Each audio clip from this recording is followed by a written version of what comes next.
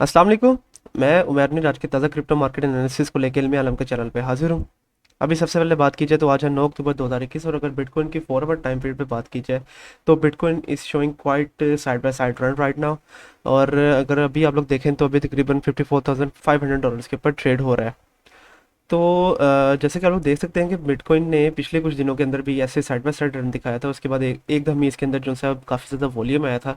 तो इसी तरह फिर से ये साइड बाय साइड रन दिखा रहा है और हम लोग देख सकते हैं कि हो सकता है फ्यूचर के अंदर जाके मतलब अगले कुछ दिनों के बाद इसके अंदर एक अच्छा खासा जो वॉल्यूम वो आए और उसके बाद ये $59,600 तक जाएगा।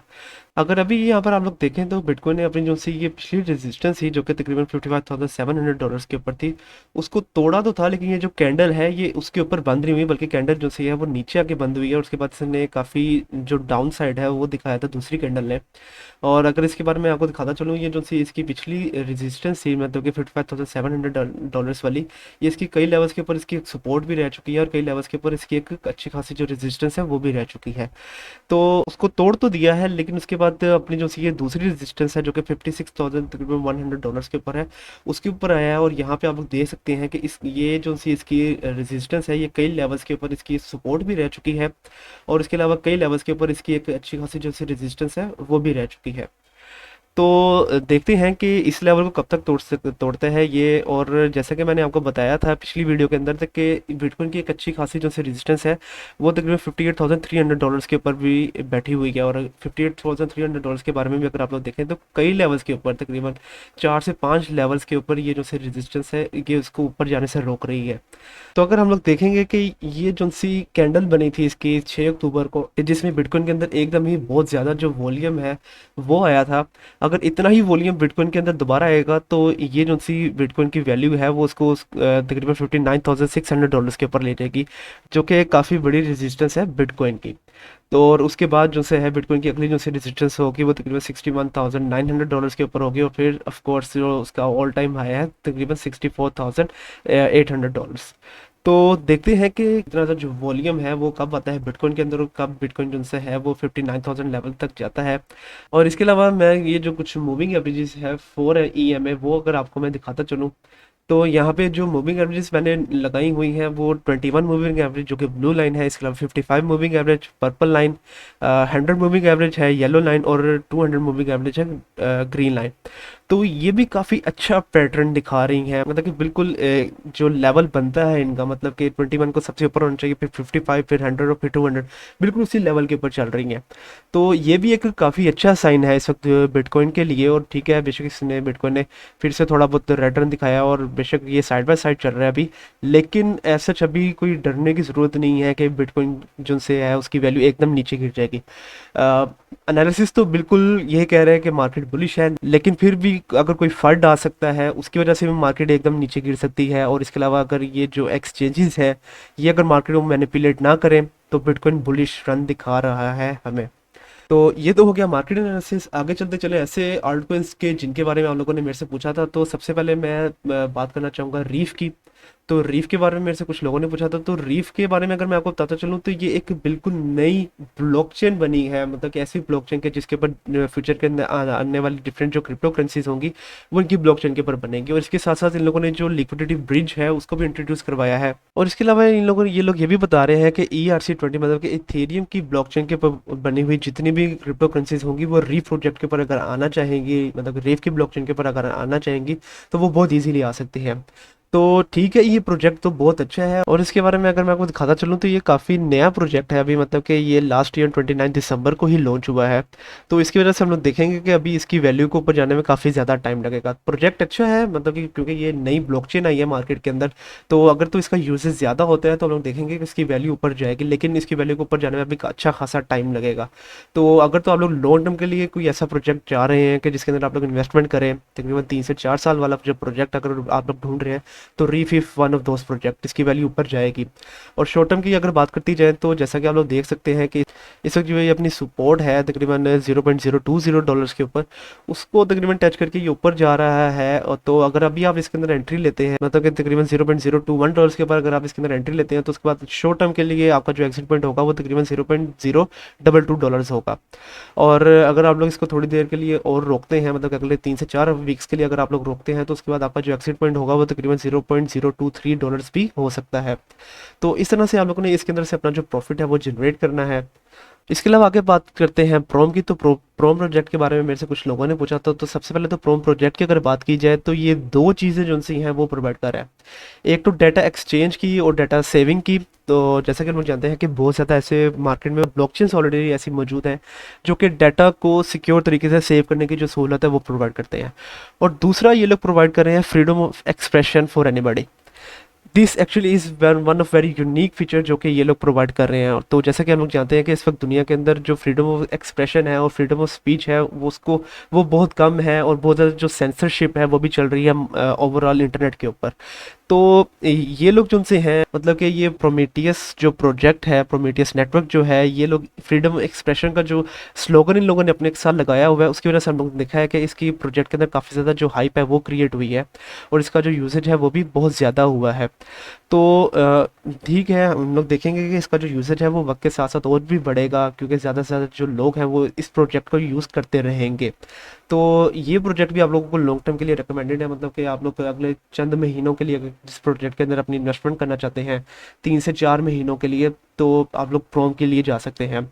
और अगर अभी बात की जाए तो चूँकि ये कुछ अरसे से साइड बाय साइड रन दिखा रहा है, तो अगर अभी आप लोग इसके अंदर एंट्री लेते हैं, मतलब कि $18.8 के ऊपर अगर आप इसके अंदर एंट्री लेते हैं, तो आपका जो एक्सिट पॉइंट होगा वो तकरीबन $22.3 होगा। और इस तरह काफ़ी अच्छा जो प्रॉफिट आप लोग वो जनरेट कर लेंगे इसमें से। तो शॉर्ट टर्म के लिए तो आपको पता लग गया, और लॉन्ग टर्म के लिए मैं फिर से कहूँगा कि आप लोग अगले 5 से 6 महीने के लिए इस प्रोजेक्ट के अंदर अपनी जो इन्वेस्टमेंट है वो कर सकते हैं। इसके अलावा आगे बात करते हैं कार्डानो की। तो कार्डानो प्रोजेक्ट के लिए मेरे से काफ़ी ज़्यादा लोगों ने पूछा था। तो सबसे पहले तो कार्डानो एक ऐसा प्रोजेक्ट है मार्केट के अंदर कि जिससे तमाम जो लोग हैं वो इससे वाकिफ़ होंगे कि ये क्या है। जैसा कि आप लोग जानते हैं कि ये अभी भी मार्केट के अंदर एथेरियम किलर के तौर पे जाना जाता है। ठीक है, इस वक्त ये चौथे नंबर की सबसे बड़ी क्रिप्टो करेंसी हो चुकी है। पहले ये तीसरे नंबर की थी, अब इसकी जगह बाइनेंस ने ले ली है। लेकिन फिर भी इसका जो सा लंदन हार्ड फोक हुआ था, ठीक है, हम लोगों ने माना कि उसके बाद उसकी वैल्यू काफ़ी ज़्यादा नीचे आई है। लेकिन स्टिल लॉन्ग टर्म के लिए हम लोग इस प्रोजेक्ट के ऊपर काफ़ी ज़्यादा बुलिश हैं, और हम लोग देखेंगे कि इसकी वैल्यू लाजमी तौर पे एटलीस्ट $5 को टच करेगी। और अगर कुछ साल अगर आप लोग इसके अंदर ठहरते हैं तो तकरीबन $10 की भी इसकी जो वैल्यू है वो टच कर सकती है। शॉर्ट टर्म के लिए अगर मैं आपको इसको बताता चलूँ, तो अगर आप लोग देख सकते हैं कि इसने जो से अपनी ये सपोर्ट है तकरीबन $2.249 के ऊपर तकरीबन उसको टच कर चुका है। और अगर अभी आप लोग इसके अंदर एंट्री लेते हैं, मतलब कि आप लोग इसके अंदर एंट्री ले रहे हैं तकरीबन $2.24 के ऊपर, उसके बाद आपका जो एक्सिट पॉइंट होगा वो $2.35 हो सकता है।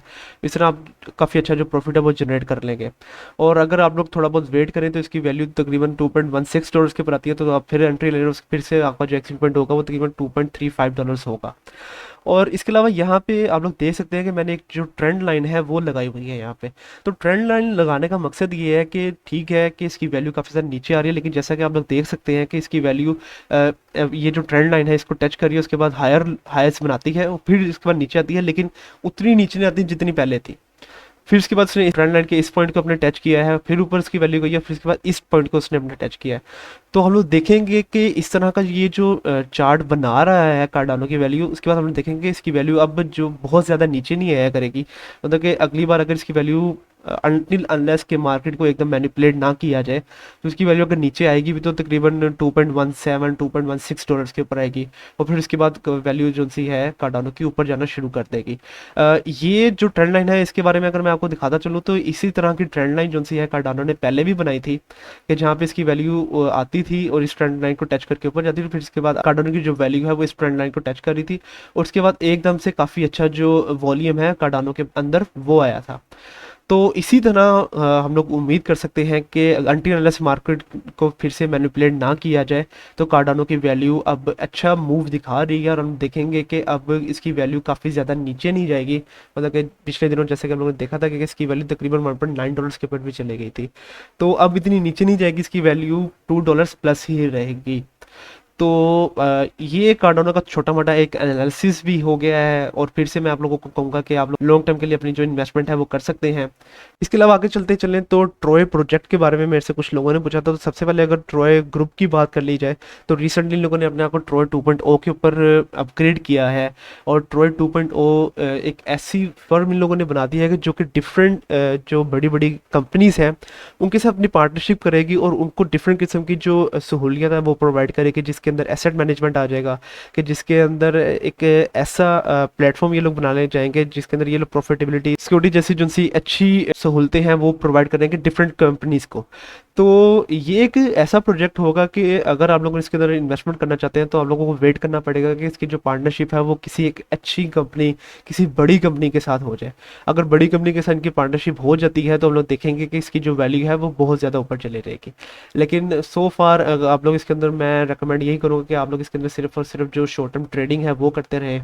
और शॉर्ट टर्म ट्रेडिंग के लिए अगर मैं आपको बताता चलूँ तो इस वक्त इसकी जो वैल्यू है तकरीबन ग्रीन रन दिखा रही है, लेकिन आप लोगों को रिकमेंडेड है कि इसकी वैल्यू को थोड़ा नीचे आने दें। तकरीबन $0.0169 के ऊपर इसकी वैल्यू आती है, तो आप इसके अंदर एंट्री ले लें। उसके बाद आपका जो एग्जिट पॉइंट होगा वो तकरीबन $0.0258 होगा, और इस तरह काफ़ी अच्छा जो प्रॉफिट है वो आप इसमें से जनरेट कर लेंगे।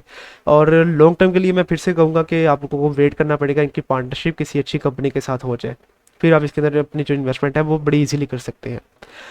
लास्ट में चलते चले तो TRX मतलब कि ट्रॉन के बारे में मेरे से कुछ लोगों ने पूछा था। तो ट्रॉन, जैसा कि आप लोग भी जानते हो कि ये एक काफ़ी अच्छी ब्लॉकचेन है और मार्केट में मौजूद काफ़ी ज़्यादा जो क्रिप्टो करेंसीज है वो इनकी ब्लॉकचेन के ऊपर बनी हुई है। तो ये एक काफ़ी ज़बरदस्त प्रोजेक्ट है और इस प्रोजेक्ट को मैं स्लीपिंग जाइंट का नाम दूंगा। ये एक ऐसा प्रोजेक्ट है कि अगर आप लोग इसके अंदर लॉन्ग टर्म के लिए अपनी इन्वेस्टमेंट करना चाहते हैं तो you can definitely go for it. मतलब कि बिना किसी झिझक के आप लोगों को टेंशन नहीं होनी चाहिए कि ये प्रोजेक्ट ख़त्म हो जाएगा, ये बहुत जल्दी ख़त्म होने वाला प्रोजेक्ट नहीं है। और इनकी जो CEO हैं जस्टिन सन, वो काफ़ी अच्छा काम कर रहे हैं। और रिसेंटली हम लोगों ने देखा था कि इन लोगों ने जो इनकी ब्लॉकचेन के ऊपर जो गेमीफाई प्रोजेक्ट है वो भी लॉन्च हो चुका था। तो लॉन्ग टर्म के लिए ये प्रोजेक्ट आप लोगों को डेफिनेटली रिकमेंडेड है, आप लोग ज़रूर इसके अंदर अपनी जो इन्वेस्टमेंट है वो करें। शॉर्ट टर्म के लिए अगर मैं आपको बताता चलूँ तो शॉर्ट टर्म के लिए जैसे आप लोग देख सकते हैं कि तकरीबन अपने रेजिस्टेंस के करीब चल रहा है। अगर आप लोग वेट करें तो अगर अब ये अपने रेजिस्टेंस को तोड़ देता है तो आप लोग तकरीबन $0.099 के ऊपर इसके अंदर एंट्री ले लें, और उसके बाद जो आपका एग्जिट पॉइंट होगा वो एटलीस्ट $0.103 होगा। ठीक हो गया। और अगर ये अपने रेजिस्टेंस को नहीं तोड़ता, नीचे आ जाता है, तो आप लोग तकरीबन $0.095 के ऊपर एंट्री लेंगे, और उसके बाद आपका जो एग्जिट पॉइंट होगा वो तकरीबन $0.098 होगा। तो ये कुछ ऐसे प्रोजेक्ट थे कि जिसके बारे में मैंने आज आप लोगों को बता दिया है। और कल की वीडियो के अंदर मुझे कौन से प्रोजेक्ट्स के बारे में बताना है उसके बारे में आप मुझे नीचे कमेंट सेक्शन के अंदर बताएं। और कल तक के लिए आप मुझे इजाज़त दीजिए। अल्लाह हाफिज़।